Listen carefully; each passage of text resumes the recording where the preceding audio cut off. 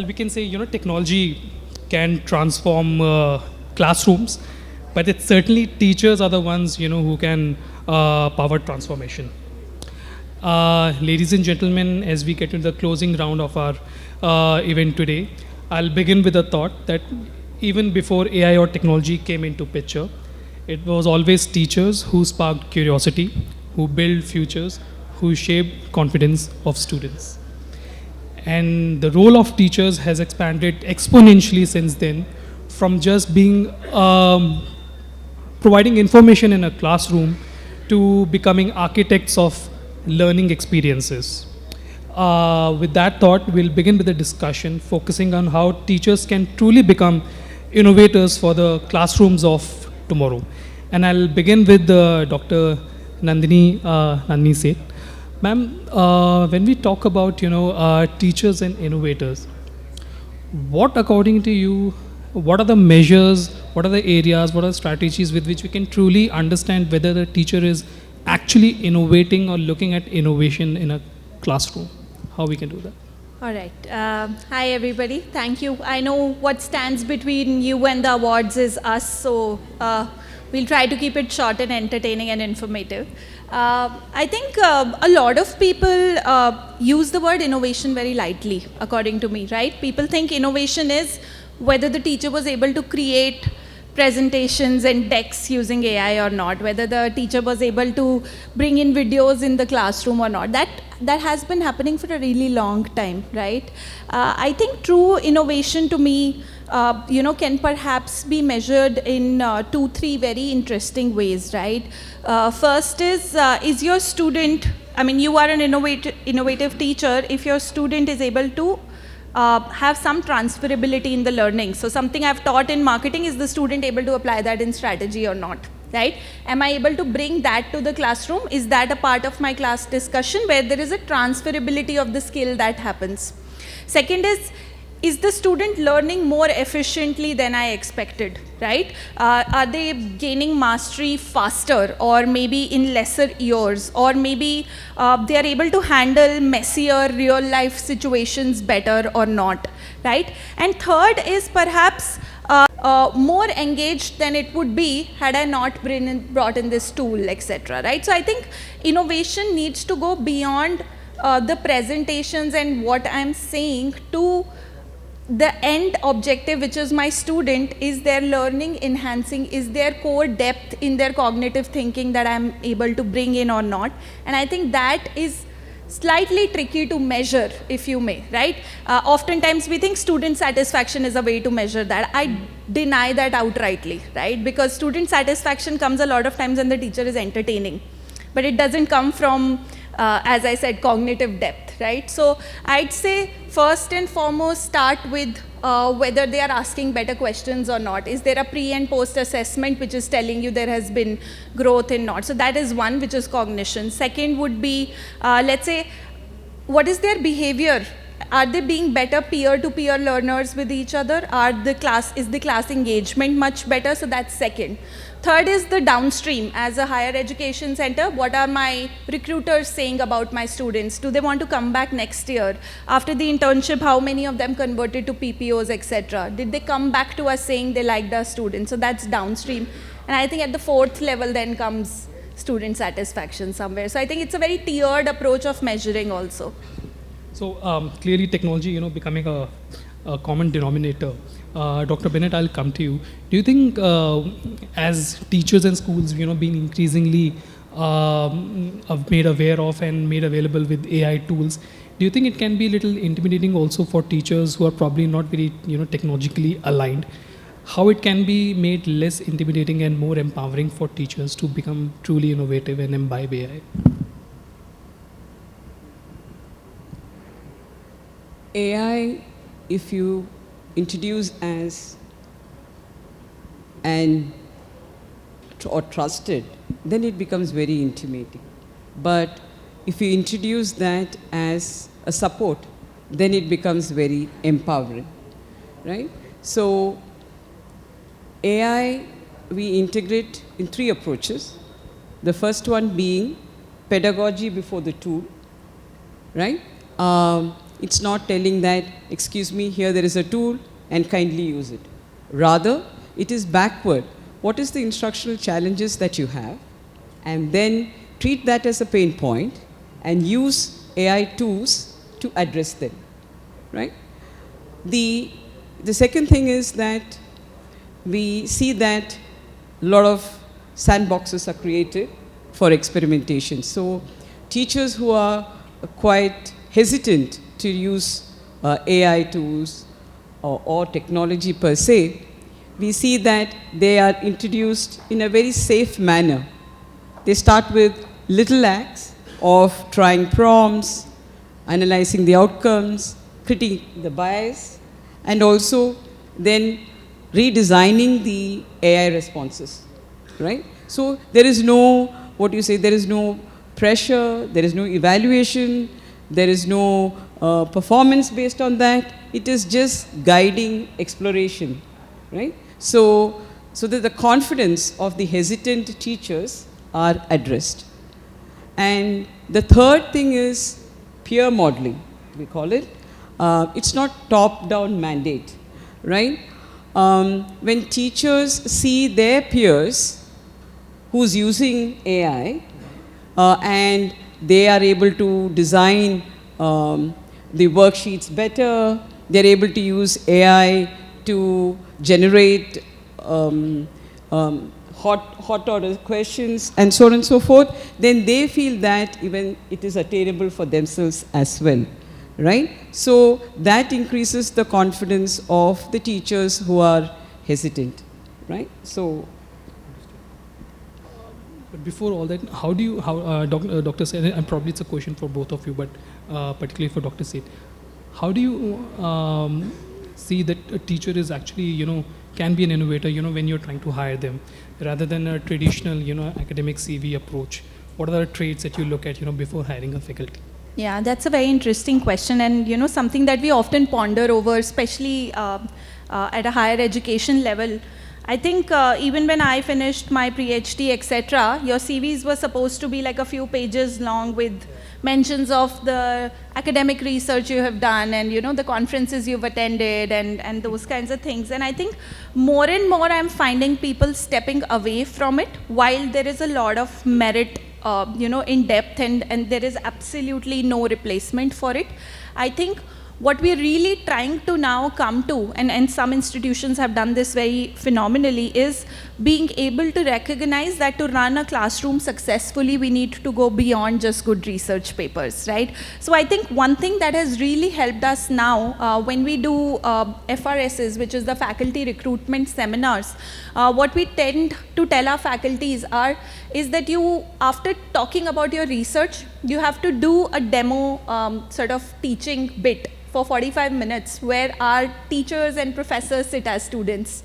And you're supposed to deliver any basic concept. Like the more basic it is, the better, right? So like you deliver, like if you've joined in the quantitatives area, it's going to be as simple as teach me probability, which is like the first lesson, right? And we say you have to do that, and you have to do that well. And if you can rely on, whatever way you would want to teach it, you decide that. But, what really tends to happen is we get to test that depth, but at the same time, we've often seen that people come in with very fancy tools, as ma'am was saying, right? People tend to put the tool before the problem. It's a solution searching for a problem. It's not a solution for a problem, right? Because they thought that coming in with the tool will be impressive to the panel or to the audience, so they come in and do that. And we kind of like try to question them a lot. We try to, rip them apart. What tools are very good at doing, especially in management education, since that's where I'm situated, is earlier, all of the higher education, especially in management schools, was very case-based, right? You had a very well-tailored case. There is a scenario, there is a dilemma, there are people who have to make the decision, and then it was very well-crafted, tied together in a neat bow, right? Now, you don't have to do that. AI can help you create murky situations where you can teach concepts that are very realistic, right? This is what is going to happen when you go on and negotiate on an M&A deal, right? And the AI can throw out, a lot of other things that, let's say somebody else will say, and you have to respond to those. Those murky things AI can do very well.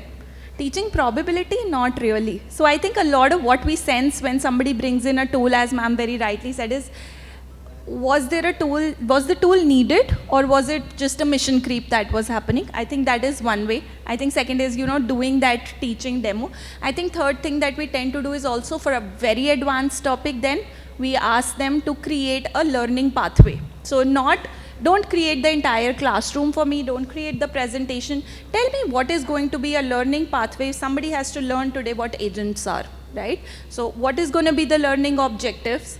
What is going to be taught, at least on the broader level in the classroom, and how do you test it, right? That assessment part kind of also has to be there to close the loop. So I think those kinds of new questioning track and trying to ensure that people are onboarded with technology, but also usable technology, those things I think really help in figuring out the right professors for us.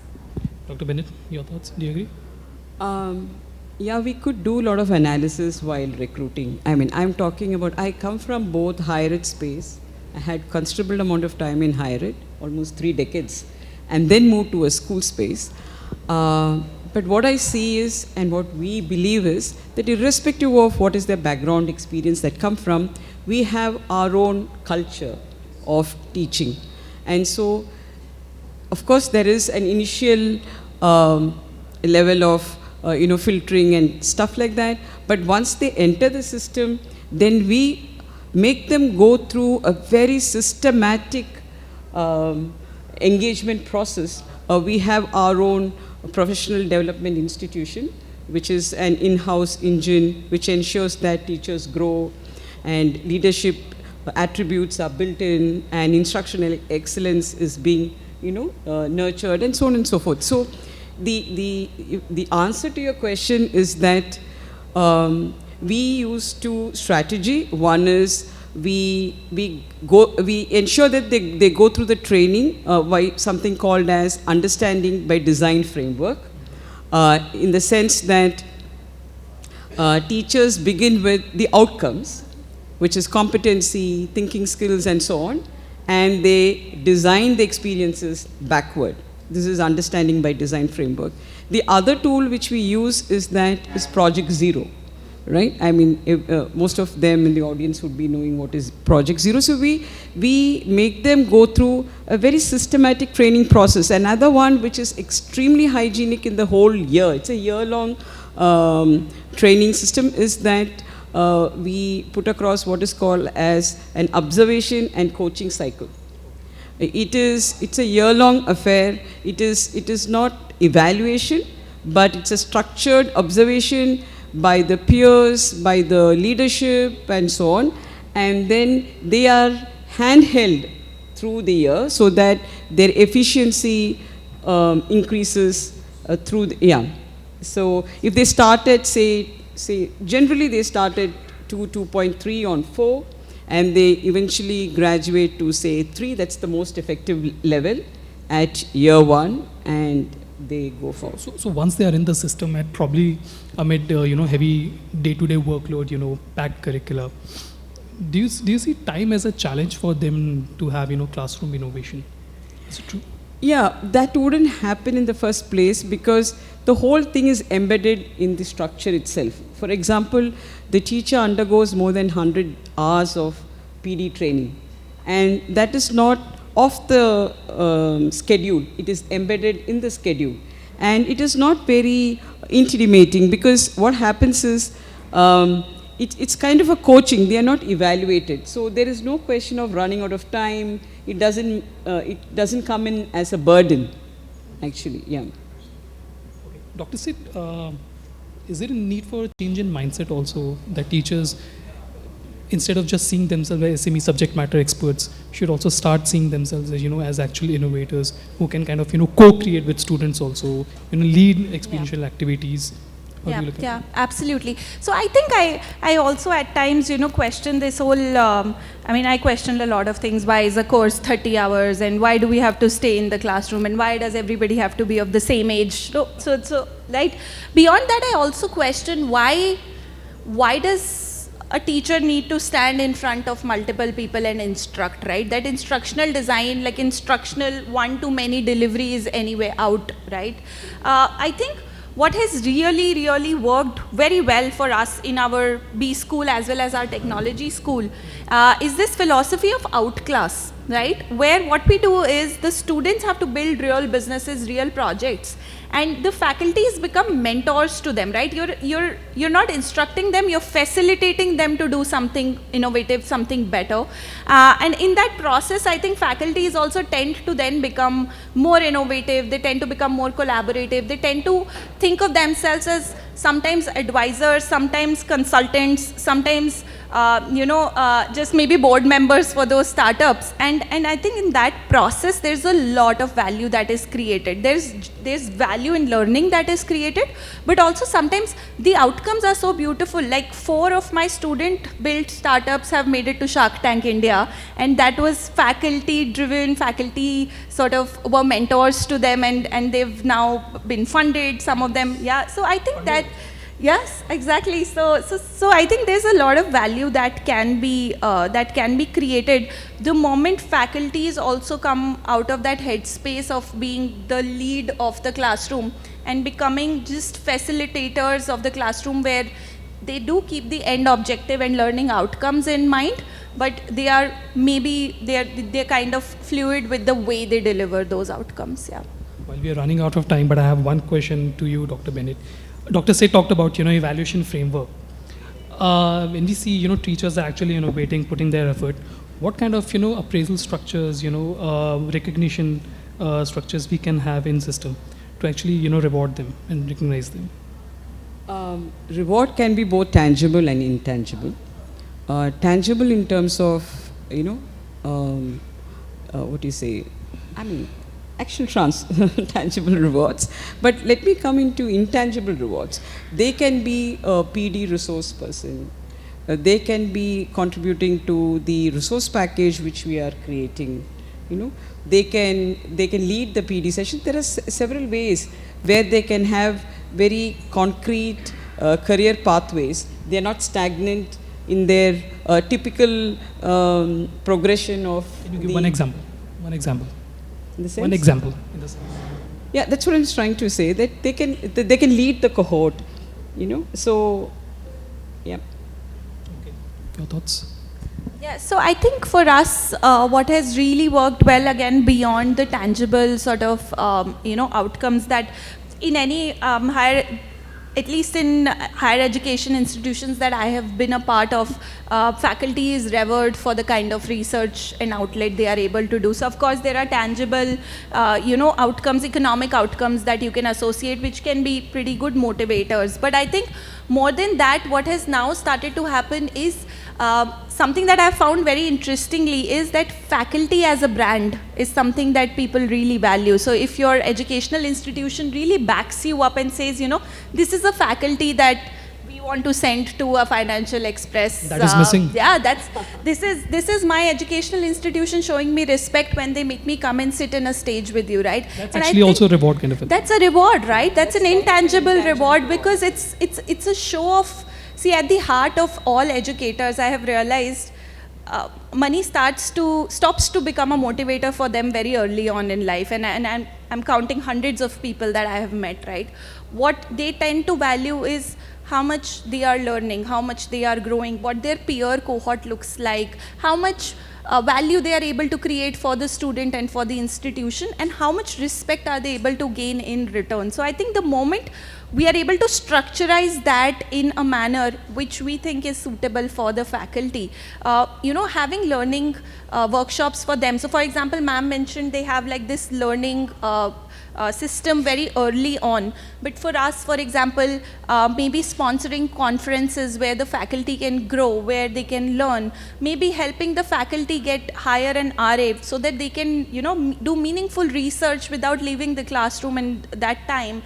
Maybe helping the faculty with support in terms of checking and grading their papers so that they can actually invest that time in bettering their classroom delivery or but research. Does that ensure that faculty remains with the institute for the long time? Absolutely, absolutely. I think education seems to be one of those places where loyalty can come in very easy, I feel, from faculties.